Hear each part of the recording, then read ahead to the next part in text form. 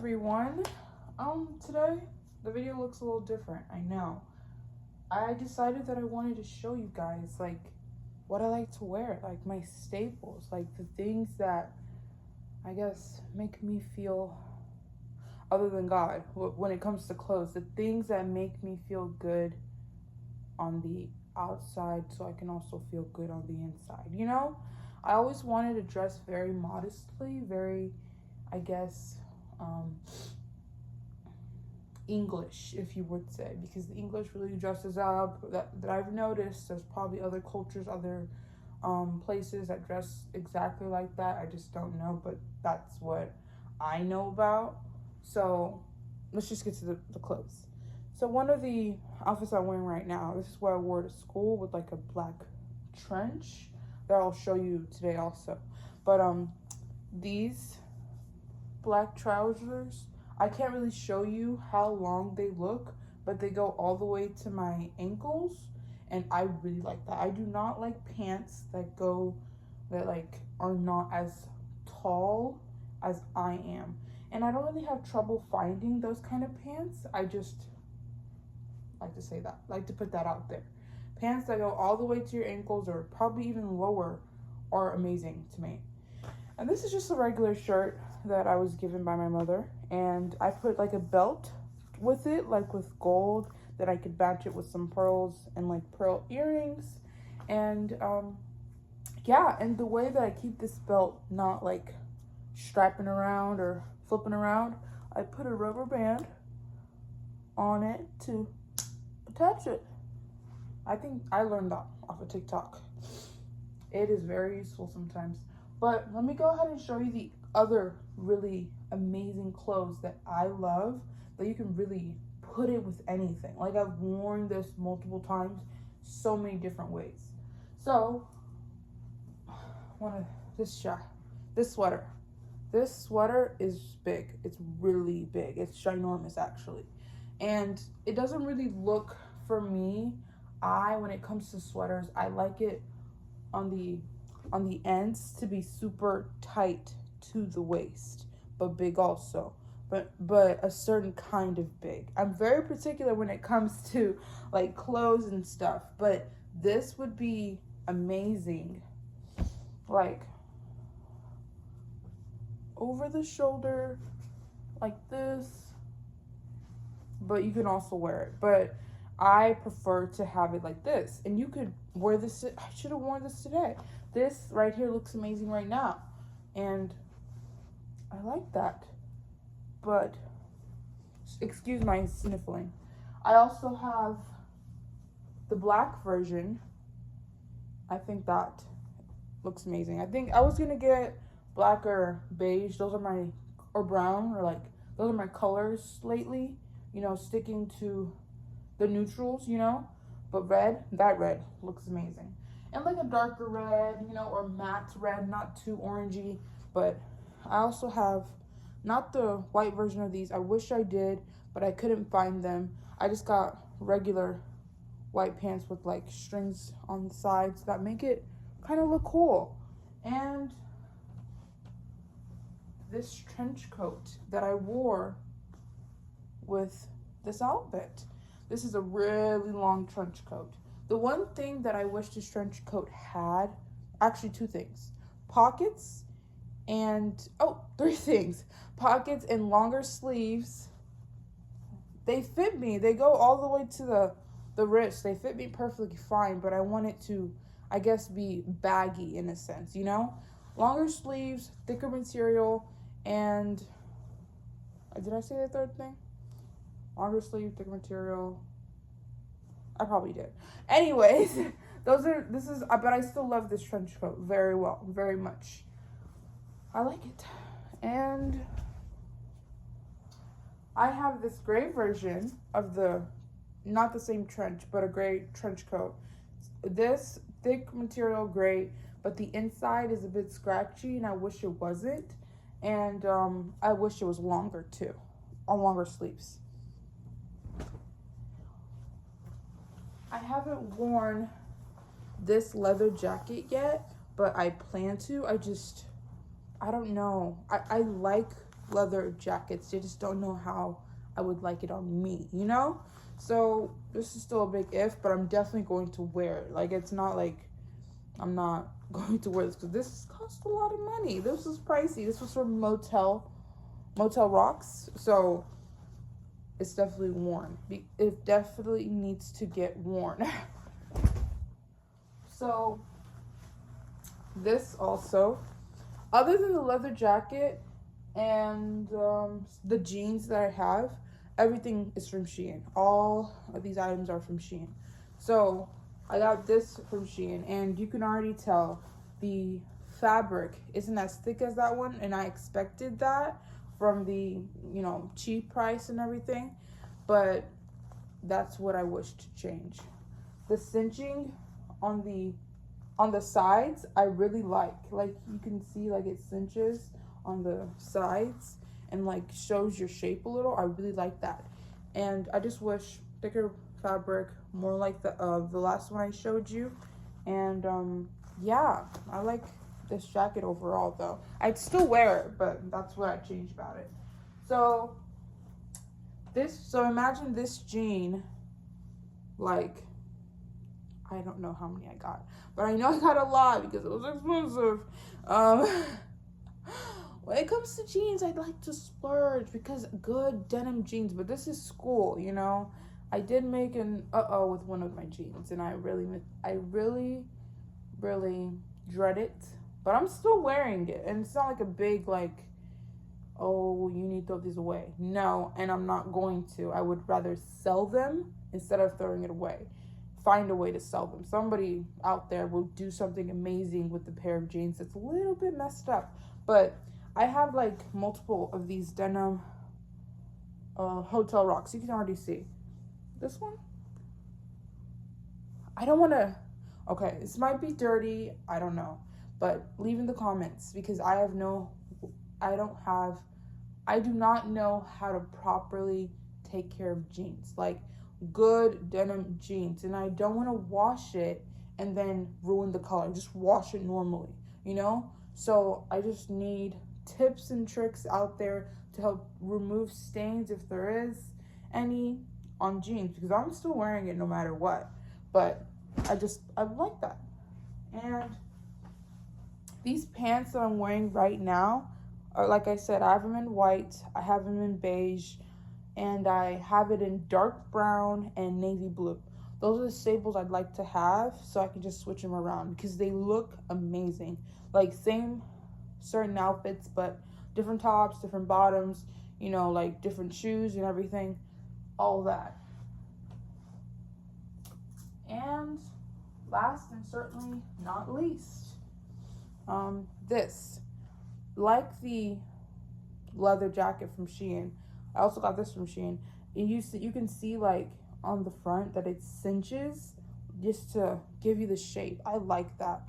I like button-ups that are exactly like that, because I don't know, it just gives you another sense of elegance, you know? I think it looks amazing like that. But this is very see-through, so I wear like a undershirt under this, so it looks, you know, appealing, because I still want to keep the modesty there. But those are the clothes that I wanted to show you guys, and I hope if you guys like these kind of videos, I could always do more clothing videos, show you more, or show you all the clothes that I have in my closet. That would be like a part 2 type of thing, but because I have a lot in there. But if you guys like these kind of things, I can always do this. Alrighty guys, change of color and scenery, I guess. Now I have like my ring light turned on, and I have no idea how long it will last. Hopefully it lasts until the end of this video, but I have no idea, so we will see. But if it doesn't, I will have to go turn on my actual light. It's the yellow light that you guys saw when I was doing the clothing thing, you know? But let's see how it does. So today I kind of, at the sit down that we always have here, I kind of wanted to talk. I still have my book. I have my book, and I probably will get into day 2 here, this video, or the next one. So I kind of wanted to talk about God just, I guess, transforming us as Christians, as people, believers, and how fast and how great and grand he transforms us. Because like me, I still kind of like, I still have moments of disbelief that he could transform me, that he could change me, you know? Because like sometimes I feel like the sin is so strong and so heavy that I'm here limiting God, and I feel shameful about it, and I don't know if it's blasphemy, and I hope it's not. But sometimes I feel like the sin is so heavy and so strong, just like fear, that God might not be able to, you know, take it away from me, because I do it over and over again. And look at me here again, trying to be perfect, trying to be a perfectionist, but I shouldn't, you know, because Jesus is perfect. Jesus is a perfectionist, and he is the one that will always be perfect, and we will always mess up. Us as Christians, as believers, like it's not, we're not gonna get it, but that feeling of shame will always be on me. And I don't want to feel shame anymore. I don't want to feel bad, you know? I don't want to feel terrible anymore because I did this sin. I don't know if it means that I care, or I don't know if it means that I'm going through something, a spiritual warfare. I have no idea. But if you guys do, I would love for you guys to explain it to me, talk me through it, you know, and I could do a video on that comment, and that would be amazing. But back to like God transforming us. I do notice that me freshman year and me senior year now, those are way two different people. Like those are way two different people. Even though I sin and I still do all these things that I would love to change, that person freshman year, she was so quiet and so small, and like people brought out or turned off the light and like just left her in the dark, and it was just so sad because I knew it, like I was living it. I knew that that's how I was perceiving myself, and that's how really it shone to me. But slowly and surely God put people in my life that slowly brought me out of the light. But I started to kind of, I guess, started from shining on their light instead of using my own light to shine on my own. But God took me out of that, took me out of using their light, and told me, use your light. Use the light that I gave you because it's bright and it's meant for you. You don't use their light. Don't shine on their stage. Make your own stage. And God took me out of that. And I slowly and surely, it was hard. It was really hard to detach myself from people, because that's my big thing. Like I am so bad at detaching myself from people because I'm such an emotional person. I want to create such a strong bond, such a strong friendship between me and that person that I met. So of course I'm going to attach myself to that person and imagine my life, how my life would be with and without that person, you know? So yeah, it was hard to detach myself from that person, hard for me to get off their stage and to be on my own, like my own stage shining at me bright. Like that was nerve-wracking, to be on my own. I always as a kid, I was like, oh, I'm gonna be fine on my own. I'm gonna be okay. Like I'm gonna be totally fine or whatever. I'm gonna be fine. But that's not true, you know? Like alone, that feeling when you actually feel alone, that right there, like, I don't know. That feeling is so undescribable but describable because I know other people have felt it. It's just that feeling is so strong and so heavy. It eats at you. And like, I don't know. Like I just, feeling alone other than being alone, I feel like are two different things. And feeling alone is way worse because I like to be alone. I like to have my own space. I like to close the doors, be alone in my room. I would, if I had a sister, to have my own space in my own room, which has happened. But besides the point, feeling alone is like way worse and way terrible. I don't like it, and I don't wish it on anybody. But when I started to get on my stage, which was a long journey, well, it felt like a long journey. It felt like it was going to be like years until I got really into a relationship with Jesus. But really, it's like if I just gave myself to him and started to like let him have control, that's when it became like, okay, I'm here now. Whoa, what? I'm here? I'm finally here? But still sitting, not gonna lie. But sorry for the sniffling, I'm a little sick. But yeah, I thought it would take longer.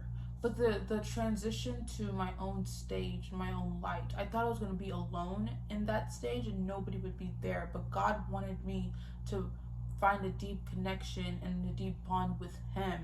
And I needed to make room for that. So I needed to, I guess, remove that section with certain people, like the connection, the deep connection section with certain people in my life, so I could make room for Jesus, so I could make room for God. And that's what he truly wanted, because honestly, God needs to be our first, our everything, our above, our like one and only. Like if today we were to lose everybody in this world and we only had God, we'd be utterly happy. And that is where I am at. Like, honestly, I can say that with my whole heart, and like, it's the truth. But I feel like, yeah, like God can be the only person that I have, the only person I'm telling you, the only person in this world that I have, and I will be utterly and completely happy. Like, I have a big family. You would assume that I would have a ginormous family of the happiness that I'm exuding, you know? But it's just God, and that's what it is. That's what it is truly right now, and I'm utterly happy with it. Like, I really do love just having him. But I also wanted to add, like, people from the Bible that he transformed, or like good examples, if you guys don't feel like, oh, you've gone too far, you know? Apostle Paul, and I have no idea if I'm saying her name right, but she was a prostitute in the Bible, and I think her name is Rahab, Rahab, I think. Yeah, she was, of course, a prostitute, looked down upon, and nobody really respected her. She was sinning and all these things, but when she helped Joshua, the spies, out, and like had faith that he would help, they would help her family, like keep their secret, keep it quiet, you know, help them out, you know, and she had faith in that. Like, it started her journey with God, and slowly but surely, that's the key. You cannot rush a relationship with God. I learned that the hard way.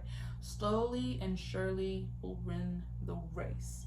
And Apostle Paul, people always talk about him, and what I hear just gives me like goosebumps and how amazing God really is, you know? And Apostle Paul was like, I don't know if I'm getting this right at all, and you guys could leave in the comments and add if I'm about their story, if I'm getting it wrong, and I'll say it in the next video or anything. But yeah, I have no idea if I'm getting this, if any of this is right, but I'm at the cusp of it. But Apostle Paul, he was he just, I guess, talked bad about Christians, and I think persecuted them. I have no idea too much about his story, but I've heard that he did really, really bad things, mostly to the Christians, and I guess overall, God just turned him all the way around, like completely. And he is now talking about how great God is, how Jesus is, like all of these things. And he's honestly one of my inspirations in the Bible, because I see myself more as an Apostle Paul. I haven't done anything that bad or anything like that crazy, but it feels like it, honestly. Like, it feels like I'm doing the biggest sin like ever when I'm like, I guess, lusting or all these other sins that we do as humans.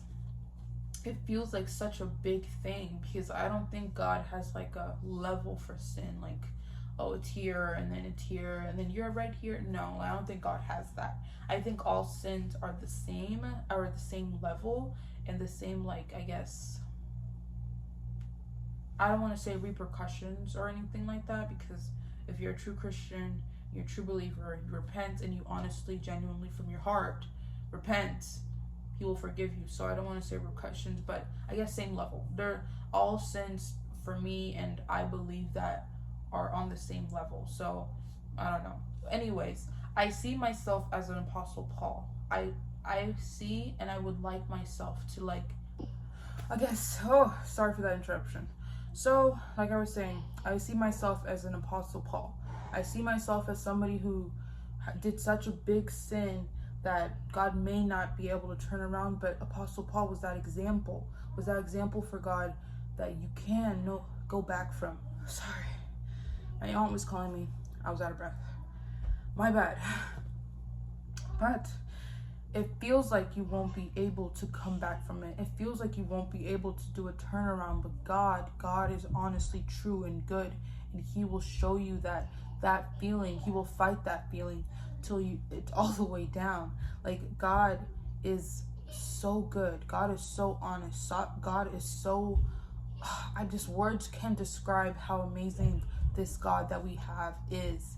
The God. I just want you guys to understand that no matter what sin you do, God is there with you. Repent with a genuine heart. God is there with you, loving you with everything and all. So, love you always. Sorry, that was my brother, little brother. Lots of interruptions today. But I'd like to end this video with I love you guys. You guys are going to make it through this journey that we will go through together. And I love you. See you in the next video. I love you always. Bye.